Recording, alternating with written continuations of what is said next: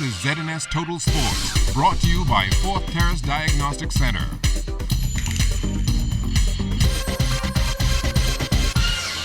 Welcome to sports, everybody. The Bahamas Swimming Federation's Nationals closed out yesterday at the Betty Kelly Canning National Aquatic Center. Ariana Vanderpool-Wallace came home and put on a show, qualifying for next month's FINA World Championships in the 50 free, the 100 free, and the 50 fly.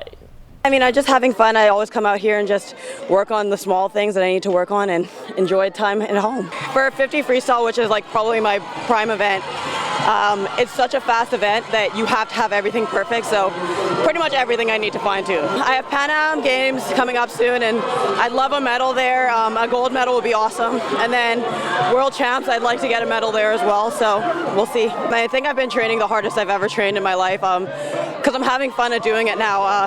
My teammates are awesome, my team is great. I'm loving where I am right now, so it makes it really easy for me to work hard. Now the B3A Senior National Track and Field Championships competed alongside the Swim Nationals over the weekend, and for the first time since his injury at the London Olympics, Levan Superman Sands competed in his specialty, the men's triple jump. Benson, the Superman, Levan Sands is back after leaping 54 feet, 7 1/4 in the triple jump. Levan turned out all of his emotions, and there's a reason why, because there was a lot of naysayers, a lot of haters saying that the Superman was finished. Especially BP. Boy, that article what they did last year, you know what I mean? I had to do this, you know. People always down, they say I'm supposed to retire. Some athletes don't know when to retire, but God showing them. Anything is possible. For the Superman, he knew all along he could get back into the business. Been through a lot, and it was a very emotional moment for me. You know, I am very thankful. You know, my whole family was here to see the event, and you know, I was happy that some of the fans came out. They came out a little late, and you know, I was hoping we was jumping in the new stadium. You know, because you know, I was looking forward to that. You know, but you know, anyway, the show still goes on. So exactly, what's his plans for the rest of the year? I'm doing the Blue Mountain meet next Saturday, so I hope everybody come back out again, you know, to support that event. You know, I'll be back out here jumping next week Saturday, same place. I still got room for improvement. You know, this is just my third meet for the year, triple jumping. So I guess, you know, with more meets, you know, and once I get more meets under my belt, I think the time is going to come. Reporting for ZNS Total Sports, I am Julian Gibson. Thanks a lot, Julian. Now, like Superman, Bianca Short also wowed the crowd over the weekend, breaking her own national record in the women's long jump, soaring 6.83 meters.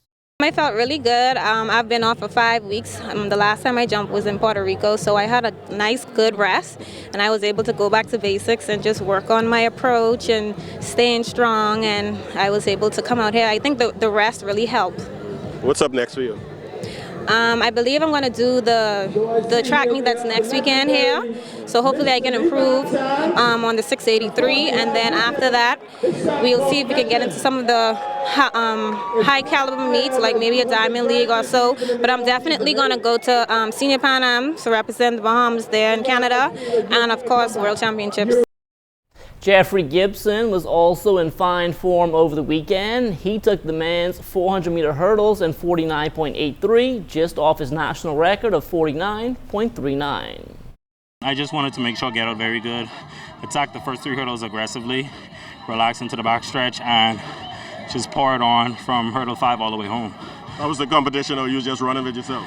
I've run against Ali before, and so I know he's a good hurdler, so you know, I always take it I'm running against myself, the clock, and the other competitors. I never underestimate anyone. You've been running good for years now. Are you satisfied where you at right now, and what's up next for you?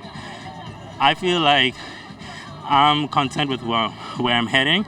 I never want to be satisfied. I just want to always keep hungry for the next race and for a better time. I was a little surprised at the crowd that showed up.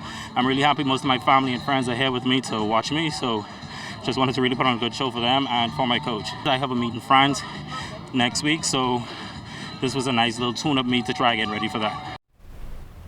On to the sprints now, and the men's 100 meters came down to a pair of collegians. Texas A&M Chavez Hard, he took the national title in 10.26. Auburn's Teray Smith right behind in second in 10.33. Beginning to the middle of the race, I heard the footsteps, and then once I got up and running, I started to accelerate away from the competition. But it was a really good competition. I haven't run 100 in like 3 weeks, but it's not my premier event. My premier event is a 200. I mean, it was pretty good. I've been running against Chavez hard all year, so it's pretty good, you know. I'm happy I was close to him. As for the women's century, Shaniqua Q. Ferguson took the national title there in 11.41 seconds. I wanted the time to be a little better, but I guess you just have to progress every now and again. So every race is a learning experience. So right now, just have to go now to the next race and put everything together. How was the competition out there? The competition was really good. I'm very proud of the junior athletes. Ran with some of them on the World Relays team. So I just was happy to come out here and run with them again. And I'm so proud of every one of them because right now we need some more girls stepping up inside our sprinting events. Still talking track and field, the Bahamian coach has taken up a new post in the United States. Sidney Cartwright is now at ASA College in Miami. It's a brand new program. The program itself has been in existence for 3 years, but the main campus is basically in New York, and that's been in existence for 30 years. The track and field is in its inaugural stages, and I'm basically trying to get it off the ground. Currently, we don't have scholarship this first year, but we are providing 50% tuition for the kids. We do also have baseball, softball, soccer for both men and women. And so it gives a small range right now, and every year we'll be adding a new sport to the program. Our women's national basketball team proved their worth earlier this month by winning gold at the Caribbean Basketball Championships, but this is just one step towards a much bigger goal. We always wear the Bahamas on our chest, no matter where we go, visible or invisible. And so in terms of keeping them motivated, every day we're back and forth communicating with each other and letting them know what it takes to get to Central, what it takes to get past Central to get to the Olympics, and that's our goal. And so we're going to start in short order with practices. The Duke of Edinburgh Golf Tournament took place over the weekend. The husband and wife team of Scott and Crystal McKenzie were the big winners, and they will now represent the Bahamas at the finals in the United Kingdom. I thought we played well. I mean, I've been playing really bad for months, but with the two of us being able to ham and egg holes in and out, I mean, she played well on holes that she had strokes on, and I did just the same when I could. A fundraiser for the late Tamaz Thompson was held over the weekend. It gave family and friends another opportunity to celebrate Tamaz's life while defraying some of her medical expenses. I mean, by no stretch of imagination, having to go through two brain tumor operations, and the expense that we incurred, it was a large amount of money we had to borrow. But, the important thing was for us to make sure that as parents we did our part in terms of trying to assist her as best as we can.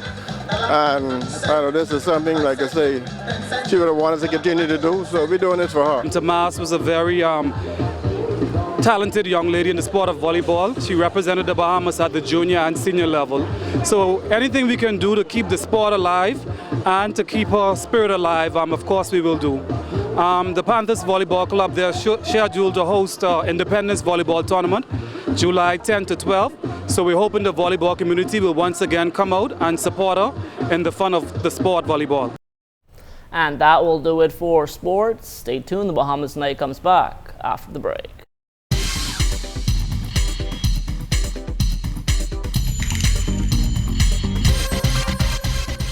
This is ZNS Total Sports, brought to you by Fourth Terrace Diagnostic Center.